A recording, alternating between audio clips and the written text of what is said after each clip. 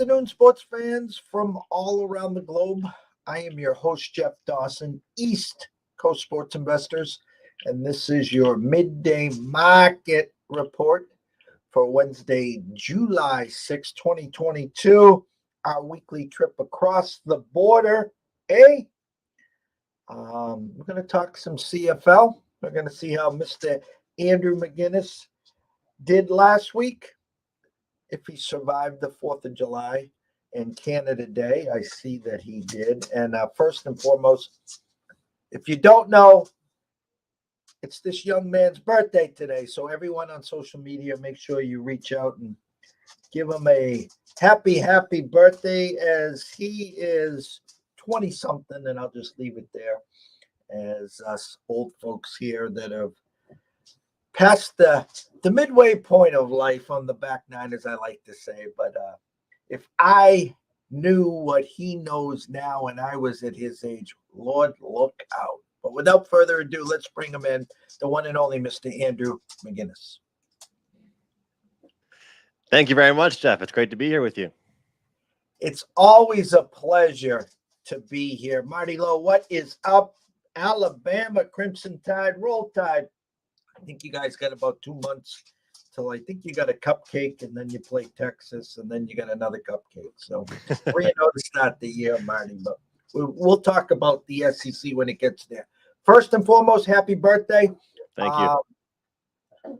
Blessing us on your birthday. A lot of times I reach out to people on their birthday, and they need the day off before, the day of, and the day after. So thank you. No, I'm not a birthday week kind of guy. Although my lovely girlfriend will make me believe that it is a celebration of a week or several days. It's another day. But the older I get, I look forward to just kind of spending time with friends and family. And as I tell you every week, I enjoy doing this with you. This isn't work. This is fun. We come on and it's a lot more fun when we're winning as well, Jeff. So we'll try and keep that up, because it's been a great CFL, 3-1 last week, and now 4 straight winning weeks to start off the year. And how was your 4th of July? I should have asked you that. How was your 4th of July? You know, you make all these plans and you get set up. Back in the day, we used to have 50 family and friends, maybe sometimes 75, at a beach down the road. We'd set up the night before. We'd have 3-4 huge grills. We'd be there at 6 a.m. and we'd be cooking on the grill from 7 a.m. till dusk. Mm-hmm. And then the girlfriends would clean up, and then we'd watch the fireworks. Now everyone's a lot older. People got different places to be. So very quiet. Was at the beach for 3 hours. Got the last parking spot in our beach. So I was very fortunate there. Gotta love that. Yes. Spent 3 hours in the sun, and I got roasted, but that's okay. It's my tone for Saturday in Vegas. So 110 out there at this point. So, and then we cooked out at night, so all was well. How about Canada Day for yourself? Canada Day, I just spent, I went to, I don't know if many of your viewers will really know the far East Coast geography, but I went to Cape Breton, which I'm sure you might be familiar with. It's where my family is from. It's absolutely beautiful there, and it's a place you want to pretty much only go in the summer. But yeah, I spent some time with some family, and a lot of people kind of give me some crap for this, because I'm actually not really a seafood person, but I'm from the Maritimes in Atlantic Canada, which is what we're pretty much known for. So everybody had their lobster and crab and all their fish, and I was just eating steak and burgers and having a few drinks. But no, it was great. Just spending time with family I haven't seen, and I saw some aunts and uncles I hadn't seen in probably 2.5 years. So just great to do that. And this coming weekend, that's where I'll be celebrating with my friends. A little mixture of everything. We're going to a huge country music festival. So look forward to that. That starts tomorrow. So this is actually my last work day of the week. Nice. Last week, CFL, give everyone the rundown, how you did. I know we did well, and we've done well every week here. What's your eyes seeing? Any surprises? Anything that teams just haven't woken up? Looking for our Edmonton Elk update there. And how you doing overall? Yeah, things are good. It's last year. I think I mentioned this on the show last week where I struggled at the start of the year. Or I think I got going good in the start, then I kind of ran into a small little slump, and I stopped pushing out volume. And I realized that NHL, my success this year around, I think it was January, I was 1 or 2 plays a day type of guy, right? But with the CFL, could you imagine if I told you in the NFL, Jeff, you know what? You've got 3 games to handicap this week. Not a full slate of Sunday games, not a Monday nighter, a Thursday nighter. 3. That's what we have this week, So the CFL, I feel like with my research, getting the best numbers and stuff like that, I've been playing higher volume, and with doing that, I'm managing my bankroll as far as this play I have more units on. This play I like it, but don't love it, that type of thing. And so far, what's been really nice, besides the one time where BC slapped the Toronto Argonauts around, all of my big plays have hit, and the ones that I have lost have been the smaller ones, which have been nice. But, a quick recap here. Hamilton, they've got issues. I want to pull it up. I had the numbers. I think they're being outscored in the second half somewhere along the lines of 80-something to 20-something this year so far. That's not good. And that just goes to show that they're a team that you can't count on for full game spreads. So if anybody wants to back Hamilton in general right now, I'd tell you, make sure you're playing the first half with them. It's funny, Jeff, we always talk about, as sports bettors, you got personal lives too. You got things you're doing. You can't always be glued in front of the TV. So while I was driving, I had a 4-hour trip. I was driving on last Friday and visited some family. I searched on my phone, Hamilton Tiger Cats live radio. So I was able to listen to the play-by-play on my radio. And I tell you, these guys were such professionals, because when you can't watch the game, you got to rely on everything they're telling you. So they'd be like, the kick is up and it's wide. Like, they're just messing with me on every single play. And it was just get my heart rate going, because Hamilton played real well in the first half, and then Edmonton comes out in the second. But so anyway, Hamilton's there's issues there. They can't hang on to the ball. They're fumbling all around. They're throwing interceptions. Every single journalist in Hamilton right now and CFL writer is saying, did they keep the wrong guy? Was Dane Evans the guy they should have kept, or was it Jeremiah Masoli they should have kept? And that's the problem when you've got last year, it was pretty much a split with 2 quarterbacks. And, the funny thing is both quarterbacks are winless so far, but Evans can't really hang on to the ball. BC continues to impress. It is the Nathan Rourke show in the CFL right now. He was named, the player of the month, offensive player of the month, and rightfully so, putting up, what feels like, close to 30 points a game in all of their games and putting up big numbers. But Ottawa hung around in that one. That was last week's Thursday nighter. I had the over in that game, so I was just sitting back and hoping for some points there. And here's what I'll say about Winnipeg. And I'm curious what I'm sure some Winnipeg fans wouldn't like me saying this, but you know what? You know how, Jeff, they say like good teams find ways to win and bad teams find ways to lose. I don't want to say this because I cashed a ticket. I mean, I had Toronto plus, so I was still a winner on that one. But Toronto missed. They marched the field to tie the game, get a touchdown, and or for the opportunity to miss the extra point. Right? Easy chip shot, extra point. Boris Beatty mixes the extra. So Andrew Harris, who everyone was calling it his quote for quote revenge game, former running back for Winnipeg, he had an unbelievable game. After the game, he was asked, Andrew, did you want the chance to run that in for the 2-point conversion and win the game? How awesome would that have been? The team plays it safe and they miss the chip shot extra point. So I'm just saying that I think that Winnipeg, as much as teams find ways to win, Jeff, I don't think they're as good as people are saying they are. I'm not saying it's a fraudulent 4-0 because, again, teams find ways to win. But 2 games against Ottawa. You got their game against Hamilton, who, like I just mentioned, is the worst team in the league right now. And then that game against Toronto, where we potentially could have looked at an overtime game if it wasn't for a Boris Beatty missed extra point. So next week is the big one, or this one, and we'll talk about it here. Winnipeg versus BC, a banged up Winnipeg team, and a shorter week for them, taking on a real talented BC team. That is the big test for me. And talk about the midday market report. That's what we have to look at with this one, because the number is moving. And I think if people like Winnipeg, they're going to want to wait until game day to bet that one. But that's my recap, really, Jeff. And I think, I always try, and you do a great job of keeping me on track with this. You don't want to fall into victim of just fading one team or betting one team. It's all about the numbers. But I will say, I just think that Winnipeg's 4-0 might not be the most clean 4-0. It's funny you say that, because we had some bad luck in our baseball, and so I've been changing some things up. I've been going more on totals. Actually been diving in on team totals on the plus money side, and I got a couple of VIP guys that always want to put their 2 cents in, and that's what I ask people to do. And I go back 6 weeks ago when you kept going to the well of the Atlanta Braves, and they're not the Atlanta Braves of last year.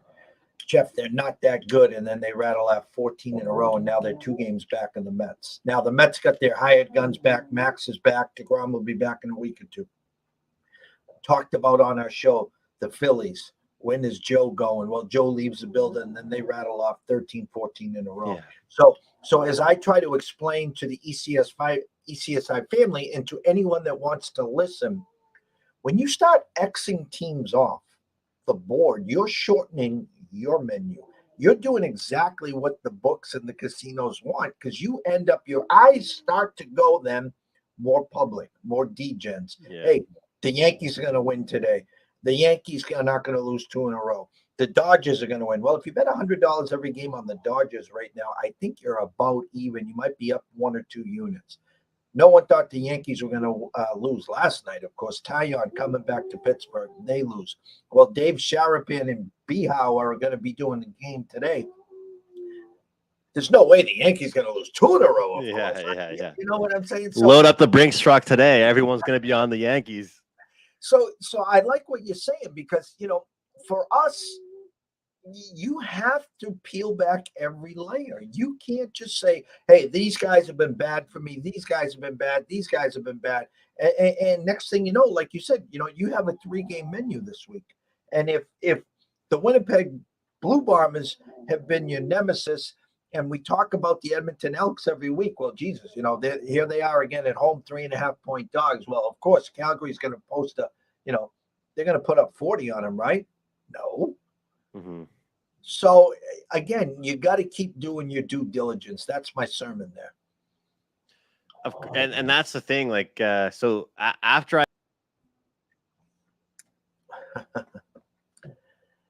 This is amazing. This is now back-to-back weeks. Last Friday, we had Dan on, who power outage. Okay, Andrew is back. Oh, I got to bring him back. Hey, he's going to laugh at this one. 1 second here. Sorry, I don't know what happened. Well, it's funny. I was just starting to say, last Friday, we had Dan on, Alexander, talking Premier Lacrosse. We were 5 minutes in, and he left the building. And last year, during the shows, we had internet problems. We had bad storms. So I was accustomed to it, and he lost power. And it was just amazing as we were talking. You left the building. I'm like, oh, my God, 2 weeks in a row. Here we go. Well, I was going to say that after Thursday night, I catch the over. I know this isn't you don't want to think like this always, but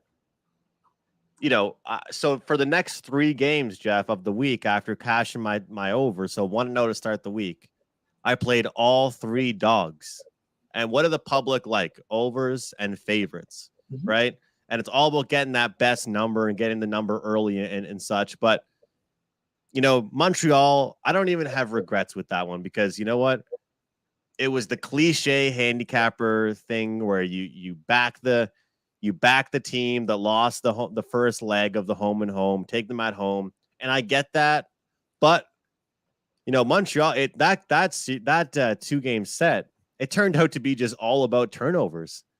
Saskatchewan had 4 turnovers and allowed 2 touchdowns off special teams, and pretty much the exact same thing happened except for the other way around in the other home and home. But taking these dogs and recognizing that, I think the old-fashioned saying of bet numbers, not teams, has been really what's helped me the most in the CFL. Is that it's kind of like how people fall in love. Like I was reading something yesterday, how America fell in love with betting on the Lions last year. And so the number would actually get a lot lower than it should have been on their point spreads because of the action they were getting on them. When they should have been +7.5, they're +4.5, something like that. And it's because people were like, oh, the Lions, they're going to be a great team against the spread. So you look at a team like Hamilton, the game they were in. And I'm not trying to pat myself on the back here. I just don't understand how Edmonton could have been +7 when both teams went into that game winless. Both teams hadn't done anything impressive so far in the season, and purely off reputation, Hamilton was -7. That doesn't make sense to me. What was the final score? 29-25, I believe. Let me see. Yeah, 29-25. And who won? Edmonton outright. And you're the one that said sprinkle on the money line. Did you do it? Of course I did. Let's go. I love it. And it's a perfect example of the Jedi mind tricks that I talk to. And a lot of people just look and turn the other way when I try to explain this. And when you're talking NFL, it's the biggest sport. It's the biggest betting sport. Now, these books and casinos have years and years and years of data. They know how much money is going to come in on each side. It doesn't matter who's playing. Okay. So if you were the Bellagio and you're the risk room, and every Dallas game, we're going to get between $8 to $10 million bet on Dallas. And so Dallas could be 3-point favorites at home against Philly one week, and then they could be 4-point underdogs at Tampa the next week. Okay. So now they have their sheet on Tampa. Okay. Every week, Tampa used to get $3.5, $4 million bet on them. Well, now Tom's here. So now they're getting $10 million a week. So they can fluctuate the opening number based upon, okay, which side are we going to need? Right. All right. So you talked about a number that made no sense. So for example, if you think, I'm going to just pull up Calgary and Edmonton here. That's our first game on the board. Yeah. Currently, Calgary's -3.5, Edmonton's +3.5. You can grab the Elks +150 on the money line, and Calgary -175 on the money line. So if your power rankings have Calgary as a 5-point favorite, say, okay, and we know in the first 4 weeks of the CFL this year, we're getting X plus on Calgary, and we're getting Y minus on Edmonton. We can create a number at 3.5 that we think this week the public might push it to 4 or 4.5, meaning they're going to be riding Calgary this week. So that number comes out where they're trying to almost bet on the come which way the public is going to side. Do you understand what I'm saying? Yeah. Yes. So what's the picture that, like, you've been talking with me the past few weeks. I know you're watching some of it, betting on the games here. What do you think before I know this is meant for you to ask me about, but what do you think here the movement ends up happening in this game? What do you think the number moves to? We're seeing, that's what's interesting too about this 3 games versus 4. I talk about the NFL, how a Sunday there's like 7 or 8 games, right? When there's only 3 games, there's a lot of movement because there's there's numbers constantly getting bet down or bet up. Where does this one finish? Well, just looking at your 3-game board here, just the ECSI Jeff Dawson eye test, okay, I'm getting plus the half hook. I'm on Edmonton again, plus the 3.5. I'm on Edmonton plus the 150 on the money line. And I think what the public will see is Calgary should win, but will they win by 3 or less? That's the thing. So the public's thinking, the under over is 51.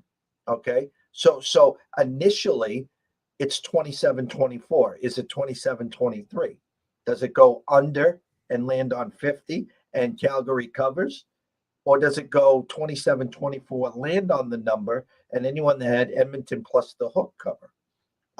When you go to Ottawa and Saskatchewan, it's a flat 6. I think the public says, well, the Rough Riders should win by a touchdown or more. Well, you just talked about a game last week that was going for the tie and they missed the extra point. You know what I mean? So, and it's a 44 and a hook. So what's that telling you?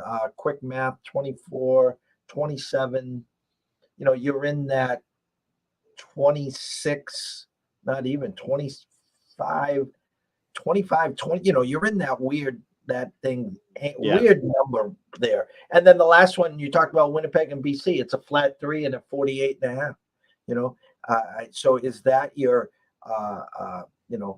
24-24 game and someone kicks a field goal to win it? So your numbers are pretty intriguing this weekend. You got your work cut out for you. Yeah, absolutely. I think that starting out with, so I will say, I agree with the initial look there on the dog, but I kind of don't want to get greedy with Edmonton because they've made me more money this season already than I expected them to make all year. Like I didn't expect to be all over this team as early in the season. I'm pretty sure I said to you opening week 1, I hope this team gets destroyed for the first few weeks of the season so I can make money on. And that's kind of what I felt about Ottawa as well, really. But, these teams played just a few weeks back, and you take a look at some of the stats here. Let me pull it up here. Yeah. So they finished 30-23 in favor of Calgary. So obviously that would cover this current spread that we're seeing right now. And you take a look at the numbers there. Bo Levi Mitchell passed for 321 yards, no interceptions. But the difference really is that people are buying into Trey Ford. So here in Canada, obviously, Jeff, people in the CFL fans, it's nothing against Americans, just because it's called the Canadian Football League. People love the Canadian standout players, right? They don't, they love to see the league get some superstars or some guys grow up through the league that didn't even, because obviously plenty of Canadians go to play in the NCAA as well. And if they don't crack an NFL roster, they come to Canada. Well, Trey Ford, he played for Waterloo, which is in Ontario, and part of the playing against Western and all these great top tier Canadian universities. So starts the year as the backup, and I can guarantee you nobody in Edmonton thought that he would be getting the start as fast as he really did. And, when you take a look at things really, last week, I think it's pretty awesome the way he was able to get that start and where he was able to get the start in Hamilton, because that's an hour from where he grew up. All his family and friends are in the audience. And so things change. What I'm trying to say is, what is the spread and point spread difference from one quarterback to the next? You hear about it all the time in the NFL. When a quarterback gets injured, how many points does that quarterback change deserve? And I think we're going to find out really over the next 1 or 2 weeks what that really deserves, because Nick Arbuckle did not play well. He has not performed at a good level. In that game that I mentioned the last time that they played Edmonton and Calgary, he was turning the ball over, and he wasn't really throwing the ball well. Most of the yardage he ended up accumulating was late in the game, and they weren't able to establish the run, which is huge for them. They need to be able to run the ball, which is why Edmonton, even last week against Hamilton, if the game slips away from you too much, then the run game, you're going to get away from it. But here's one thing I want to say about Edmonton, which kind of backs our opinion here. You take a look at last week's contest, and again, I'm not the kind of person that's just defending errors and mistakes, but 16-6 first quarter, and then 3-3 in the second quarter. Second half, Edmonton gets it done with a big performance. But I'm talking fumble after, turnover on downs after bad penalty. What happened in that first half could not have gone any worse or better for if you're a Hamilton fan. And yet Edmonton still finds a way to hold on to it here. Here's the thing. Calgary are off a bye, and they have a strong coaching staff. One thing about Calgary that there is a lot to like is that they're one of the teams in this league that has been together the longest. That whole coaching staff, the core itself as a team, the O-line. I like the under here. It's the highest total we've seen so far this season in the CFL. And the reason why I kind of went on a little bit about those errors and turnovers, Jeff, because I'm not saying that there might not be a pick, that Trey Ford might not make a mistake. But when I look at things like that, unless they give the ball away and get a pick six or a fumble happens or a special teams punt return, which is what happened in that game for Edmonton against Hamilton last week. If we don't see much of that, I think this game contains a lot more defense and a lot more ground game than we've seen from either of these teams so far. So far, Calgary's been a team that people can throw on, and they're going to be involved in high-scoring games. Same thing goes for Edmonton, but it's kind of hidden in the numbers. If this is one of those games to me where if you're not watching these teams play with your eyes and you're a box score guy, you're saying this is one's going up and over the total. But I watch all these games, and I think it would take a lot of these special teams, punt return, touchdowns, and that kind of stuff to get us over 52. So I'm saying off the side, but I'm going to go with the under 52 here. Calgary and Edmonton, when Edmonton was at Calgary, wasn't Calgary 8.5 or 9-point favorites? Yes. Okay. They were well over 7-point favorites. So it is a big change. So it's almost like a 6-point swing there. So, and again, you brought up something pretty big there, was the fact that, they're coming off a bye. Edmonton, big second half. So I can see exactly where you're coming from. Again, I've kind of fallen in love with this Edmonton team. Yeah. When you get your snots kicked out of your opening week, and you're the laugh of the league, and then you come back home and you couldn't do anything. And I watched that full game, their home opener, and I was like, oh, I could be on the wrong horses here. But I think, call me crazy, but I think that they're kind of sort of rounded in the form. Yeah, bad first half, fortunate in the second half. I'd be interested to see the home crowd effect as well. And that's the thing. You really that's why I use the expression, Jeff, do we want to get greedy here? Like they've made us some money. We've gotten them +7. We've gotten them +8.5. We've gotten, now all of a sudden it's just 3.5. And it is a Calgary team off a bye. And that's, I just think with both teams, they're going to be focused defensively, and we're going to see the ball get run a lot more. But you say rounding into form, and you're right about that. Manny Arsenault, Darrell Walker, those guys looked good. And Trey Ford, he had probably 2 or 3 drives where he didn't look like himself. And the second he had one solid drive, it's almost like you could see the confidence dripping down his face, that he was like, all right, I belong in this league. I belong to be here. And all it takes is that 125-yard pass. You connect with someone where you see him smiling out there and he's ready to go. And then he marches for the touchdown, for the win, and we cash the money line.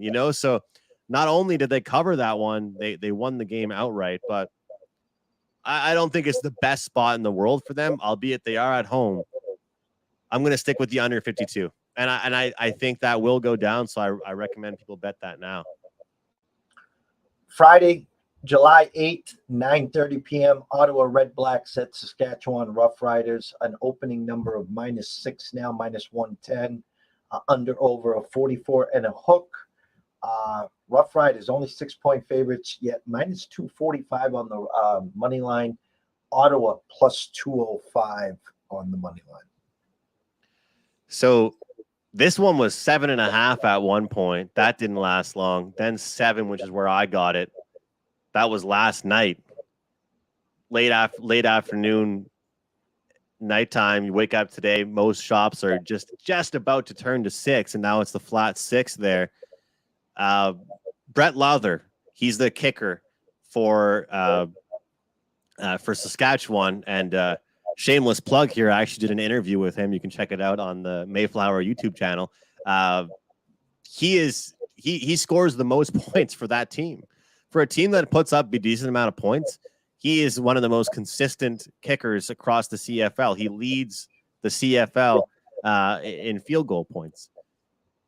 They think he's got a broken hand, Jeff, and it sounds funny to think the kicker's got a broken hand, but there was a quote for him saying, "I don't know how these guys do it. I was in on 2 or 3 tackles, and I hurt my hand already." So you feel bad for the guy, but taking a look at some of the stuff that I'm seeing here, this team just looks banged up as you can get. Duke Williams, who was one of the healthiest receiver for Saskatchewan, he's injured, hip injury. Defensive back Nick Marshall, who had a great game, knee injury, he's out. Talk about Shaq Evans from last week, he's out. This team is falling apart. They're in shambles right now, and they got to play a team in Ottawa that's off their bye from last week. And they're a team that might be our new Edmonton Elks because they're still getting points, and that game that they had against BC last Thursday, they're not off a bye. They played last Thursday. It was very impressive.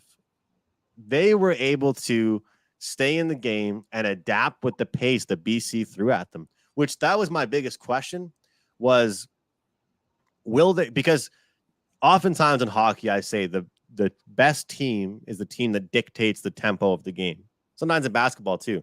I know it sounds weird to say in hockey, but some teams, like the Dallas Stars, for example, they could dominate a game, but still win 3-1, CFL, I think it's very similar to like this. I think a team like BC, if you want to beat them and hang with them, you got to score 25 or 30. We saw Ottawa trade points with them. Masoli and his receiving core do a great job of marching the field. And I think that they're going to do a great job again this week. I think they're going to hang around. And that +6 is one of my favorite plays of the week.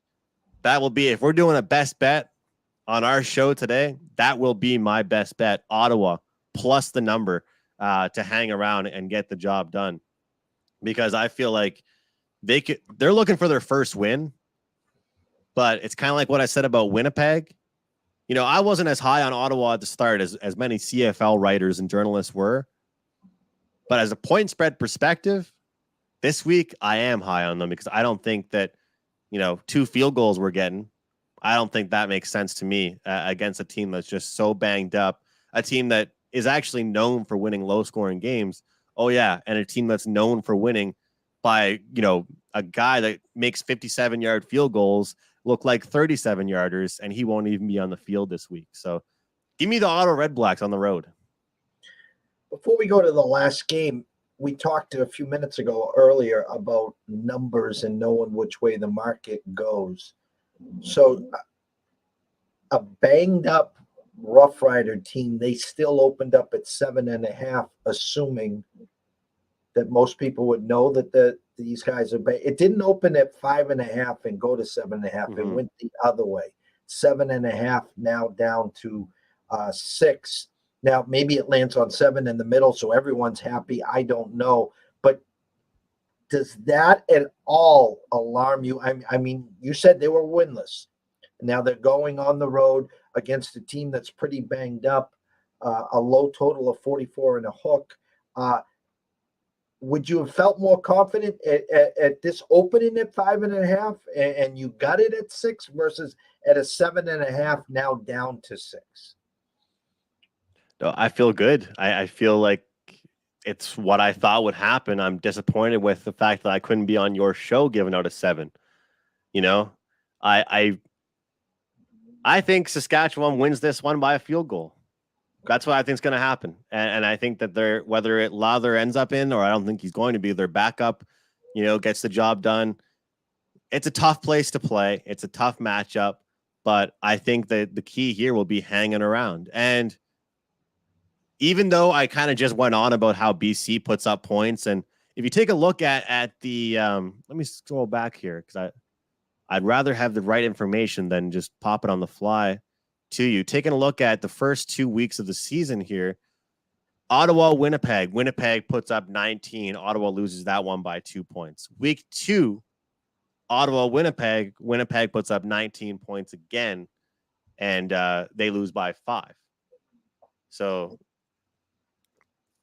I mean, when I look at that one, or 7. So when I look at that game, to me, I actually got to, tip my hat to Ottawa's defense, because that's what Coach LaPolice is good for right now. He is a good offensive guy, but what happens? What's the main thing when your team is so bad one year to the next? Obviously you want to put points on the board, but also you just need to slow down the opposition. So it's one of those things where, like, if you're a coach and you're like, let me ask you, if you're after week 1 and 2, you're the head coach of the Ottawa Red Blacks and you're in the film room. If I'm you, I'm looking at all my guys and saying, you know what? We didn't get a win, but we the back-to-back Grey Cup champions put up, less than 20 on us both weeks. That's a win, I think. Would you agree with that? Sure. I mean, what's the saying go? What's the easiest way to beat Tom Brady or Patrick Mahomes? Control the ball, control the line of scrimmage. They can't score from the sidelines. So the offense probably, as the weeks progress, will come, and the defense is what's going to keep them in the game. So when you're grabbing a +6, hey, by the way, don't forget to sprinkle the +205 on the money line either. Yes, this would be a good time to do it, I think. and Saskatchewan's coming off that big, exciting revenge game against Montreal where they put up 41 points.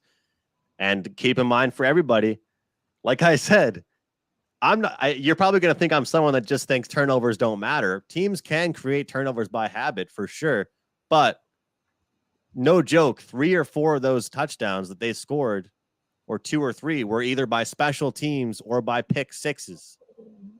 And I don't count on those type of events happening back-to-back weeks, So 41, you're coming back into week 2. Oh, we're playing Ottawa, the worst team in the East. Is going to be an easy one, or maybe them and Hamilton tied for the worst. Could be a letdown. But I'll tell you what, this one almost was a 5-star play for me. But the fact that it's on the road is what kept me off it. It's still a very strong play, but I don't like having big plays on lower tier teams, even though we're getting points on the road. Well, then we go to the Bombers travel to BC. Current line, BC -3, -110. You get the Blue Bombers +3, -110, and over of 48 and a hook, -110 both sides. A money line of BC -155 or the Blue Bombers currently +135. See, this is the game. You see that deep breath I'm taking here, because this is one, I'm a fan of the game. I look forward to watching it. Here's the thing. Do you take the team that's the back-to-back Grey Cup champs, the team that has still a solid, well-rounded team that I call the fraudulent 4-0, getting points, or do you take the BC hype train at home, not off the short-ish week, not that injured, and with the young Canadian stud that just got Offensive Player of the Month? And this is one of those ones where you talk about action on both sides, Jeff. You're going to see action on both sides here. Part of me, and this is never a good thing to flip-flop when you're thinking about a side. That's for sure. I'll be the first one to admit it. Part of me for a while has thought, well, maybe if I wait till game time, we can go ahead and literally just get a real good number on Winnipeg. But the more I look at this one, I'm like, no, BC's got the talent. They're going to get the job done, and I don't think Winnipeg's going to be able to hang. Their offense hasn't even looked that great this year. They've just been able to squeeze out wins like that one I just talked about, where They won by 1 point off a missed extra point. So all that being said, I expect points in this game because I actually trust Winnipeg's offense more than their defense. Their defense is still good, but it's not as strong as it was last year or the year before that. And their biggest concern, they're good against the run. Their secondary isn't great against the pass. And as we've seen from BC, they're not shy to throw 20, 30, 40 yards downfield. And I think that Winnipeg's got the weapons too to get it done. And I feel like we'll see points. So this could live up to the hype. Big matchup. You know, two teams in the West battling out. One team in BC trying to prove themselves. I think we get an over here. Because I was leaning towards, sounded like you were leaning towards the Lions, and I was going to say, are you buying the sizzle of the steak? You got the defending champs getting points, who haven't looked that good, as you said, the fraudulent 4-0 versus the hype train BC at home, 48 and a hook, and it's a 3. So, you know, I guess the question would be, Andrew, I just with the quick math in my head, do you think Winnipeg, I guess if Winnipeg gets to 24, you're a winner. I think that's what you're saying, correct? Mm-hmm. And that hook is really important. If you like Winnipeg, getting that hook is great. I mean, you're cheering for a team that hangs into every game, let alone wins most games they play in, and you're getting 3.5. That's the thing, right? To me, that's, you know, you're putting a lot of faith into a BC team if you're taking points with them. They're going to be, let's put it this way. Teams don't give a rat's behind about covering the spread. They want to win games. BC, if they win that game by 2 points, are not going to say, damn, we didn't cover the spread. They're not going to care about that. They're going to care about, you know, winning the game. That's going to be a huge win for that organization and a huge win for BC fans. BC bettors are going to be pissed if they win by 2. And I'm literally looking at this game and thinking it could come down to some fourth quarter spread drama. You know, Dave Sherapan comes on Wager Talk all the time, said he doesn't want any drama. He's a former sportsbook director. There's always drama. In this game, we're going to get some drama in the CFL. I think it will be some point spread drama. And if you think no one listens to our show, to the left of me on Dawn Best, as we were speaking, Steam Play Alert. Winnipeg Blue Bombers, BC Lions over 47.5. So don't tell me no one's listening. I love it. I love it. I know people are listening. They should be listening. We're cashing tickets. The scroller, as always, been going the whole time. You can catch Andrew, obviously, on Twitter at McInnis Picks. You can catch him at Wager Talk at Sports Mayflower. You can run over to YouTube to Mayflower Sports. Subscribe. It's free. Tell a friend. Tell another friend. Keep asking and telling friends till they won't listen anymore. Hashtag ECSI15, promo code $15 off the CFL Best Bet package. But that's from me. Tell the fans everything that you want to tell them for this weekend, where they can find you and what's going on in your world. I have a top-rated MLB play up for grabs tonight. It is an underdog, and you get some analysis, of course, with that play. You can get that over at Wager Talk, and of course, my CFL packages. You guys got you know, a lot of the information. You get it every week here with me, but kind of like I pointed out in the show, you know, that's 7. That's what my clients got. We're here on the show talking about 6s and 51s, 52s. You know, I'm giving out these. This is why I like the all access guys. Sure, I make money selling picks day to day. I want people that the second that I send a pick up their phone, they get a text message.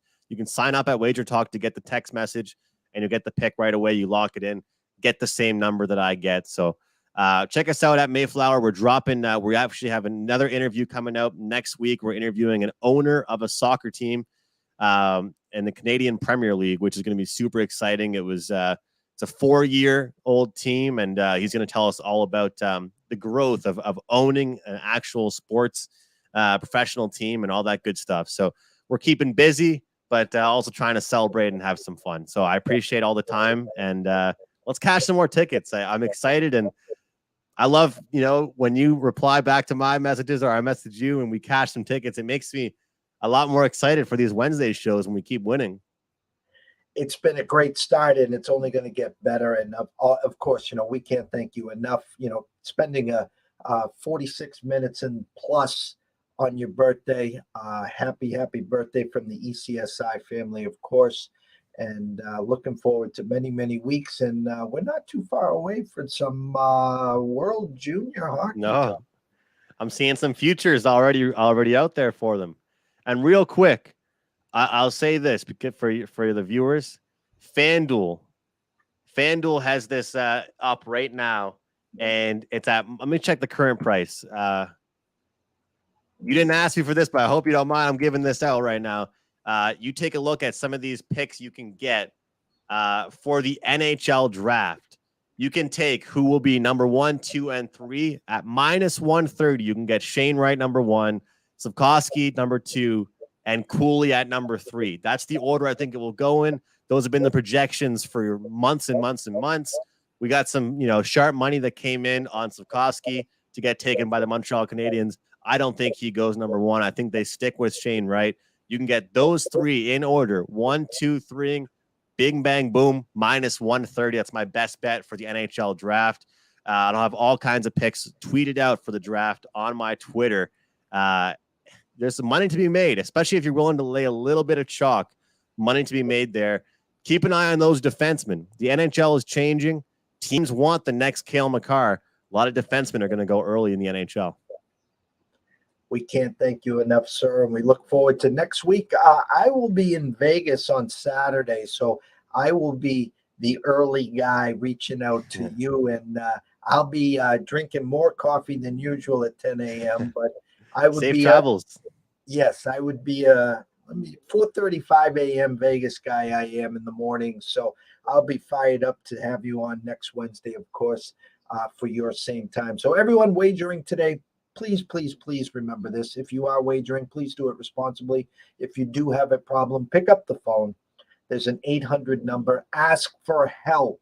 Why? Myself and Andrew care. We want to see you here today, tomorrow, next week, next month, through 2022 and beyond.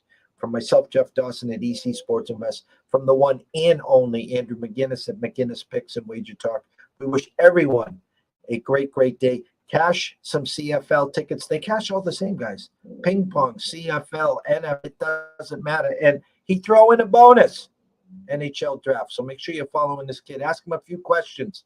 He replies back, unlike those checkmark guys and those big platform guys. So let's all have a day, guys.